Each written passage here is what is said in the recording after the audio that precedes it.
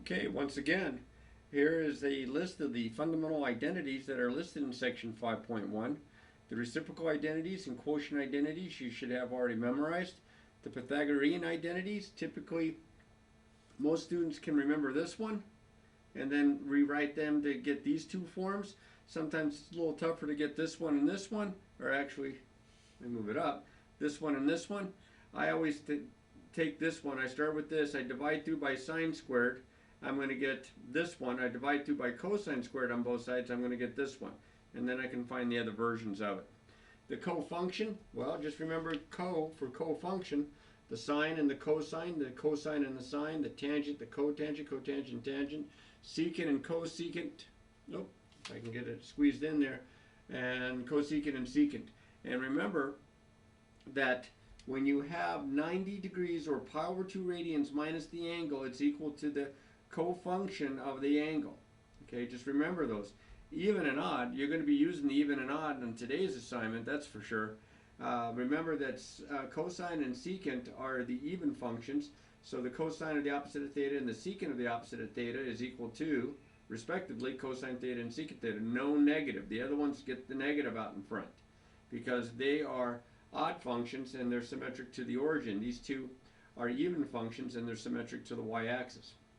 Alright, so you need to remember these. If you don't have them written down, write them down. And then let's look at some general instruction then. For, do I have a bad setting? There it is. Because you are verifying identities in this particular section, I don't think this is set. Let's see if that sets it. There we go. I would suggest that when you are given an identity, which is an equation, look at the two sides of the equation and take the one that's a little bit more complicated looking. Now sometimes they look about the same, but most times there's one side, and a lot of times it's the left side of the equation that's the more complicated looking side. Okay, then we're going to use fundamental identities, that was what was on the yellow sheet of paper, and some algebraic manipulations. That means like factoring or distributing or combining like terms, or perhaps even getting a common denominator. Simplifying a complex rational expression.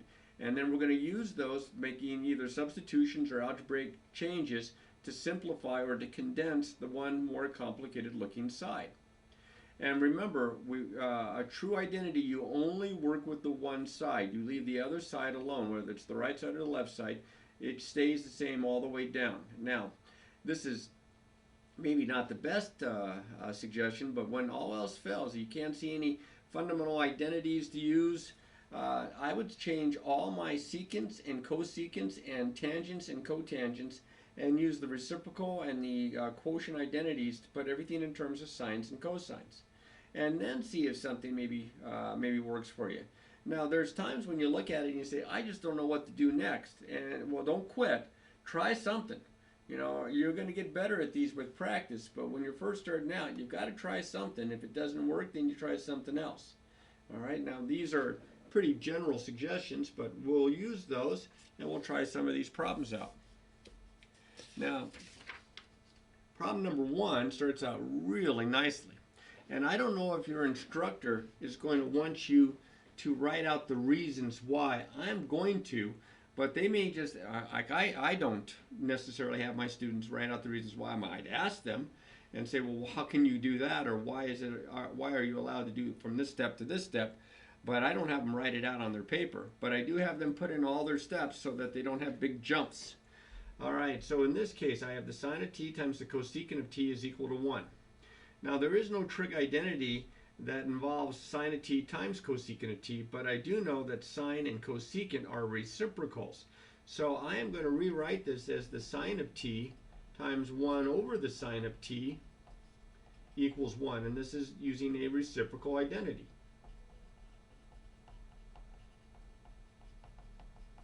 Okay, then I'm going to use some algebra. I am going to cancel out, cross cancel, and I end up with 1 equals 1, and that's canceling common factor in the numerator and the denominator. Numerator, denominator. And that's it.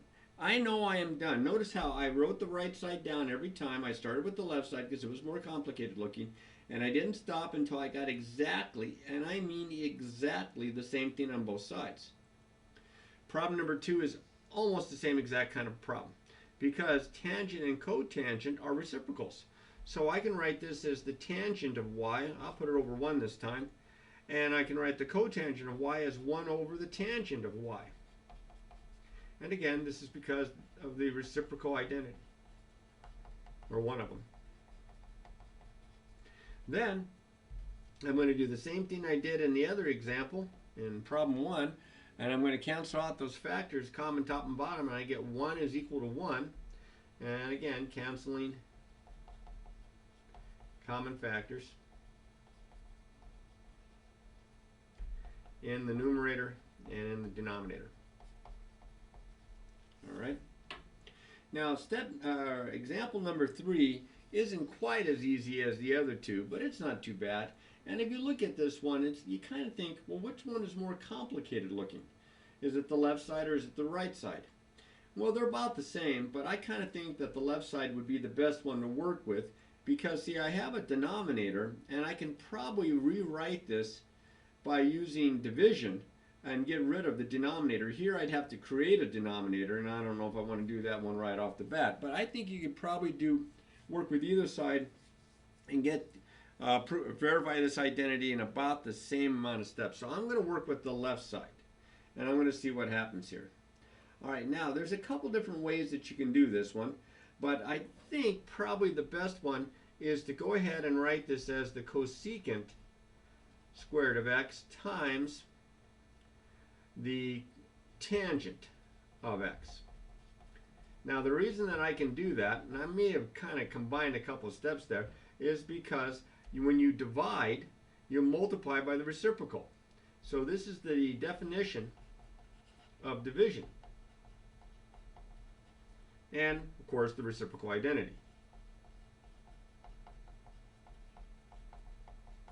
Okay? Then, since I have multiplication here and I have multiplication here, I'm thinking I got to get some of this to simplify somehow. So here's what I'm going to do. I am going to, because I have a cosecant here, and I got a cosecant squared here, I'm not going to mess with the cosecant squared x. I'm going to mess with the tangent of x.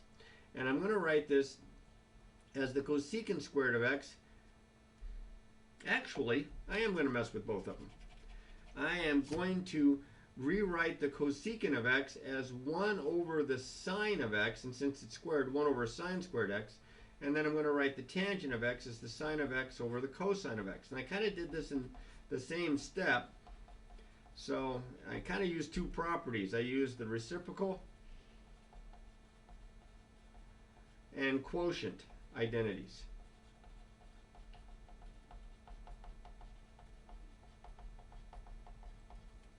This was the reciprocal and this one was the quotient. Now I'm going to use some algebra. I'm going to cancel out this factor of sine with one of these factors as sine. And now I have 1 over the sine of x times 1 over the cosine of x. And again, that's equal to the right side there. And this is just canceling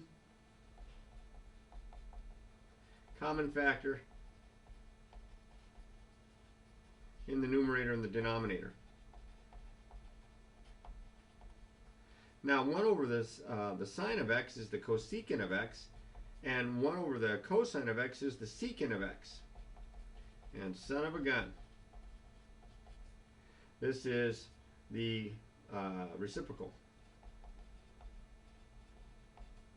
identity, or identities. All right, now, what was my game plan here? Well, my game plan was to see if I can get things in terms of sine and cosine, maybe something would cancel. And I also was thinking about this one. I thought, hey, cosecant squared x, that's like cotangent squared x minus 1. Maybe I could divide through by cotangent, but then I thought, no, I'll have a subtraction. It's going to mess me up. Even though sometimes I might make that substitution here, I didn't want to do it here because there were no additions or subtractions on the right side. So I just kind of went with my basic plan is to sometimes just get everything in terms of sine and cosine and hope for the best. All right, now this next one, I am going to make a substitution. All right, can you see here, I hope, that the left side, of course, is much more complicated looking, and that this expression right here, secant squared y minus 1. Now remember, and I'm just going to, here, I'll bring it over here. 1 plus tangent squared theta equals secant squared theta. Well, secant squared theta minus 1, this is just a variation of this, is equal to tangent squared theta. So, right in here, I am going to write that this is tangent squared, y in this case, not theta, equals 1. Well, these guys are reciprocals. And so I have reciprocals squared multiply times one another. If it's easy, I'm going to go ahead and write this as 1 over tangent squared y times tangent squared y over 1. Reciprocal identities. Oh, I forgot to write this one down. This was a Pythagorean identity. Sorry about that. This is a reciprocal identity. And these cross cancel right out of there, so I get 1 equals 1. And this is low algebra here, canceling common factors in the numerator and the denominator. Okay, and that's pretty much it. Those are the first four. They go pretty nicely. It picks up a little bit, but not too bad. All right, let's look over here at number 5. All right, I have cosecant squared beta minus sine squared beta equals 1 minus 2 sine squared beta. Now, you may not have them memorized, but you should know your double angle identities for sine, for cosine, for tangent. And this is a double angle for cosine, and so is this. Remember, the double angle cosine has 3 different versions. So this is the one that a lot of people think of, but it can be rewritten into this one as well, and we're going to show you how to do that. So again, what side to work with? Well, they're about the same as far as the degree of difficulty, but I can see I have nothing but sine squareds on the right, and here I have sine squareds and cosine squareds, so I'm thinking I'm going to work with the left and try to eliminate the cosine squared. Now remember, let's go back to those identities. Sine squared theta plus cosine squared theta equals 1. That means cosine squared theta equals 1 minus sine squared theta. Cosine squared theta equals 1 minus sine squared theta. So 1 minus sine squared beta minus sine squared beta equals 1 minus 2 sine squared beta. This is a Pythagorean. By the way, I forgot to mention it. I am hoping that you have tried these before you start watching this video, because if you haven't, you should stop the video, try the problem, then watch it, stop it, try the next problem, then and check your work as you go to make sure that you can do these. You will not get very good at this unless you practice it. And I don't mean practice it by watching me do it and then mimicking me. I mean you sit there and you try to think of the steps to do, because that's what's key.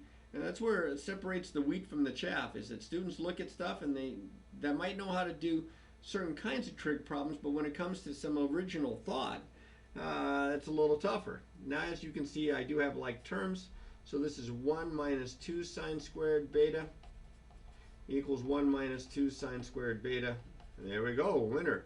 And all I did was combine like terms. Now I'll give you a hint. I would suggest that you try this one before you watch me work it out. But notice here in problem 6, it's kind of the same thing. We have the same left-hand side, and on the right-hand side we have the third version of the double angle cosine. So I know these are equal. I'm going to go ahead and prove them, and it's going to be a little bit like the last example. So you try it first. Stop the video. You try it first, and then you can check your work. This one doesn't take but a couple of steps. All right, so in this case, on the right side, I've got nothing but cosines. On the left, I've got cosines and sines. So I'm going to use Pythagorean substitution to simplify and plug in for sine squared beta. Well, I don't know if it's really simplifying. It's going to actually be a little bit bigger looking. But now I have cosine squared beta minus, and then in parentheses, because I'm subtracting, sine squared beta is 1 minus cosine squared beta. I'm leaving the left side the same. Every step I write it down. Some students don't write it on the first and write it on the last, and they put an arrow or something on down. I write it in each step. This is like distributing by -1. So by the way, this was a Pythagorean identity. And now I'm going to distribute by -1, so I get cosine squared beta minus 1 plus cosine squared beta is equal to 2 cosine squared beta minus 1, distributive property. And now I'm going to combine like terms. 2 cosine squared beta minus 1 equals 2 cosine squared beta minus 1. And this is just combining like terms. So more algebra than anything else. Okay. Next one up, problem number 7. If I'm not mistaken, 7 and 8 are somewhat similar. In number 7, you've got the tangent squared of theta plus 6 is equal to secant squared theta plus 5. Now, in this case, neither side is more complicated looking than the other. So you could work with either side. Because of being a creature of habit, when I can, I usually work with the left side. And that's what I'm going to do here. But you could work with the right side. And remember, there is a trig Pythagorean identity that involves secants and tangents. All right, that's what I have there. Notice that tangent squared is equal to secant squared theta minus 1, secant squared theta minus tangent squared theta.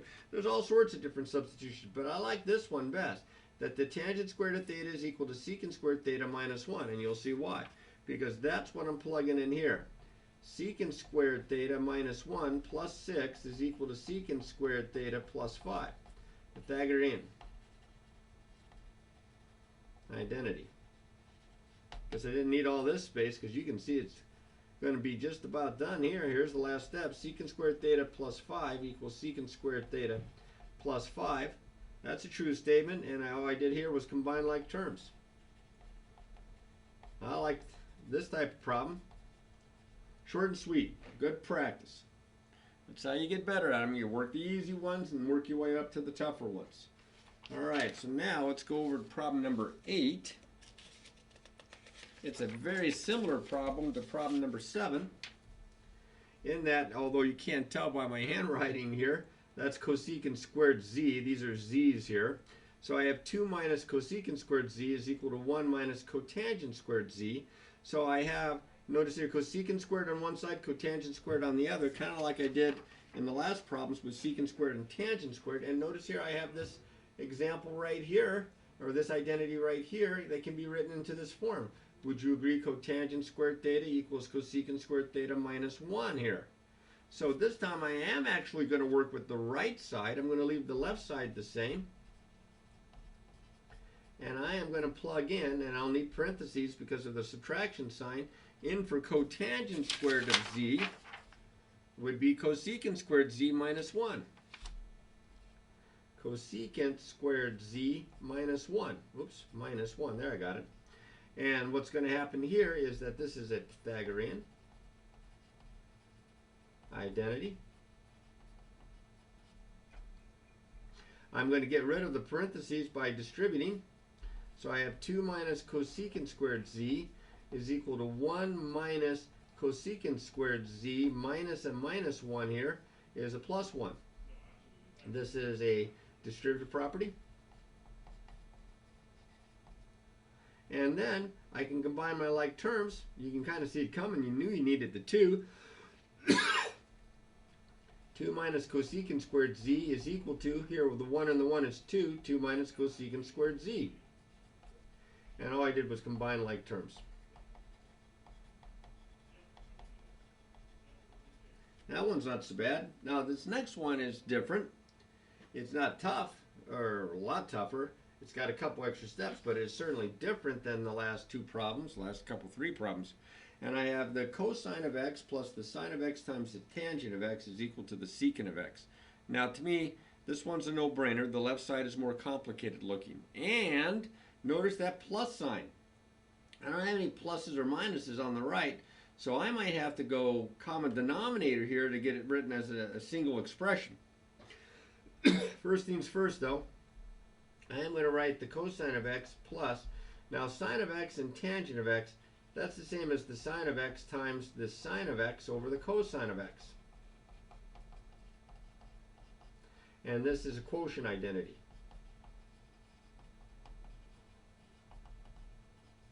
Then I'm going to go ahead and multiply here. I'm going to write the cosine of x, and I think what I'll do is go ahead and put the cosine of x over 1 plus sine squared x over the cosine of x equals secant of x. And all I did here was multiply. Now I'm going to get a common denominator. I'm going to multiply top and bottom by the cosine of x, the first fraction. Hope I left enough space. And I'm hoping you can see this okay. So I'm multiplying numerator, denominator by same trig expression.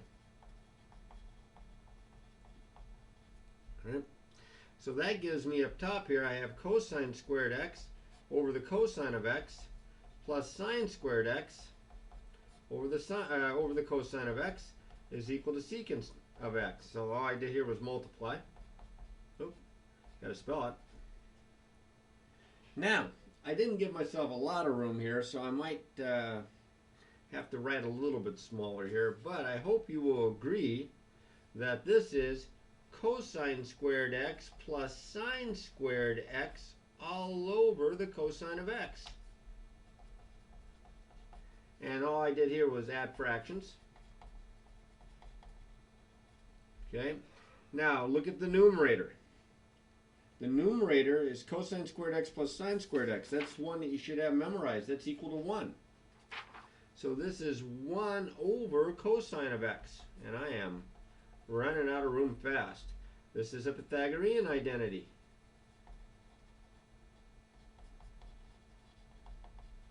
Okay, now I have to do one extra step. Some students stop right here because they just assume that the teacher already knows that 1 over the cosine of x is equal to the secant of x.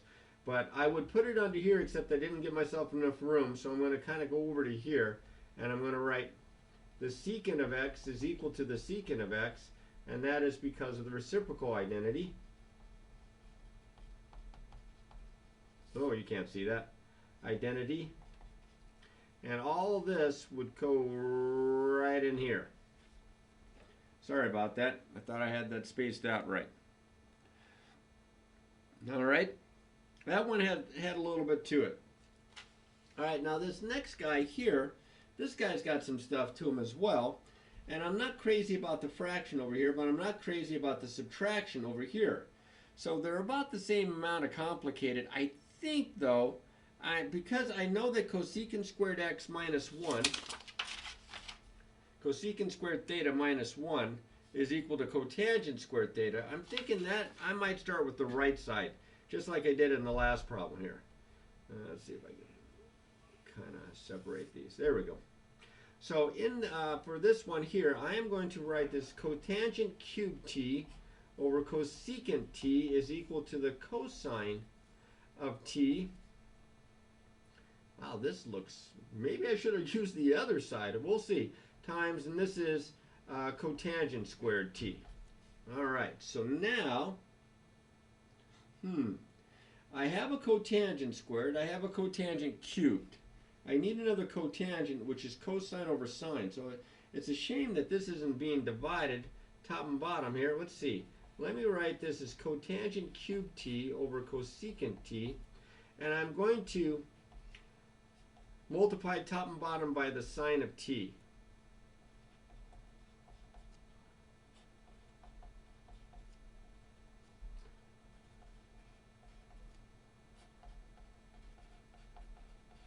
All right, so what that does is that allows me to multiply there, and I'm going to write this as the oh, I'm sorry, I'm not putting in any of my reasons. So this first one, this was a Pythagorean identity. This next one, I'm multiplying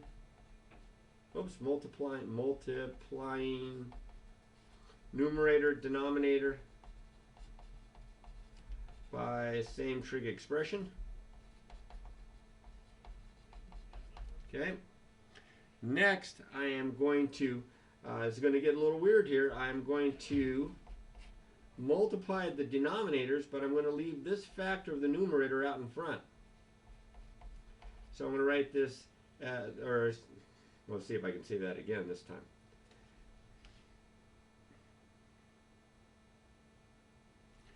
Actually, I'm doing something wrong here. No, I guess not. I guess this is it. This is okay. So I'm going to write this as the sine of t times the cosine over t times the sine of t here. I multiplied the bottoms, left this out in front, times the cotangent of square root of t. Maybe the other side would have been easier. I don't know. Multiply. Now this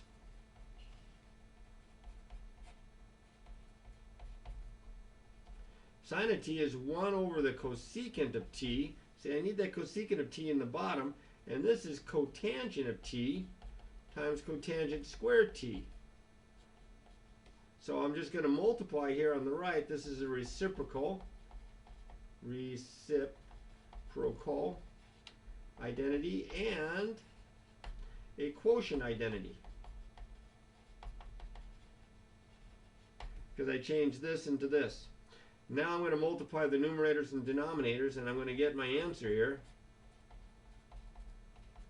And I'm going to get cotangent cubed t all over cosecant t. You know, the other side might have been a little bit easier. Well, you can try it. See if it works out better. I'd be interested. And this is multiplication. Multiplication. Okay. And that's those 10. Now those are the only identities. The other ones have to do with substituting in steps, if I'm not mistaken, or finding the mistake. Okay, so for problems 19 and 20, you have to find the mistake. Oh, let me bring this down.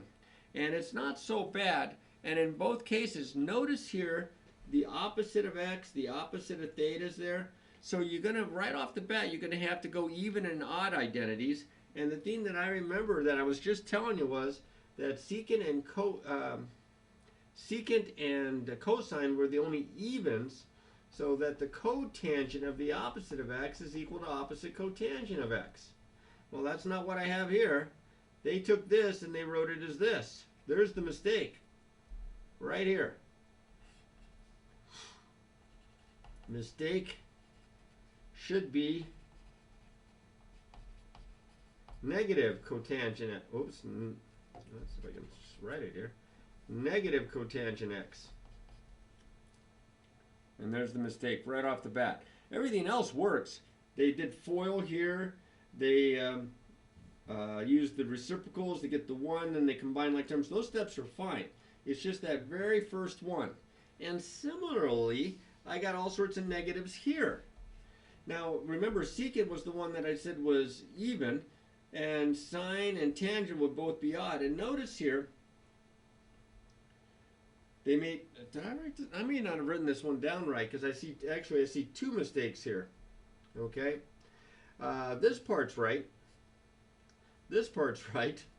But this is the secant plus the secant of theta, and this is minus the sine of theta.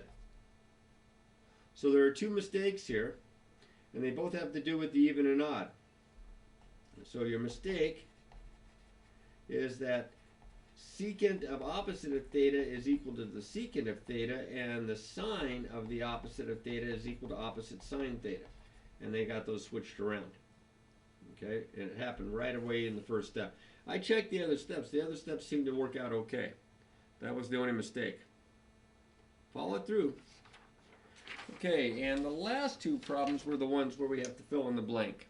There's 1 blank in 21, and there's 2 blanks in 22.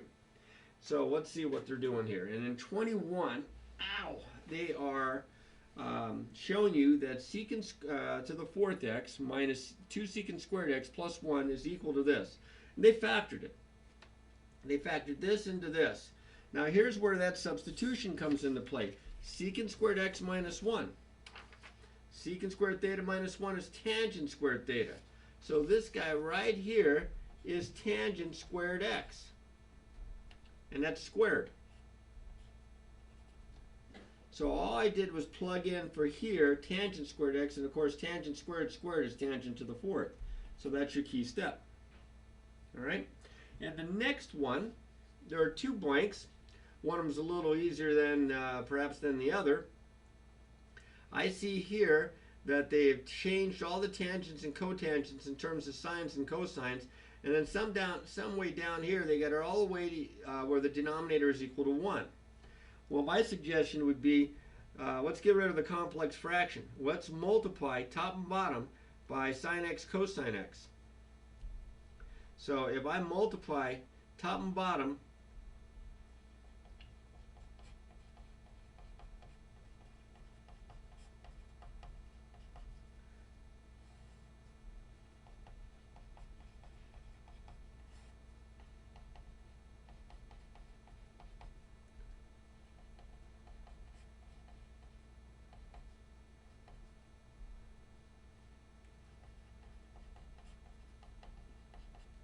Now that's what I'm doing, but here's probably what they want you to write in there.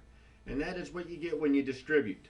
So when I distribute here, I get,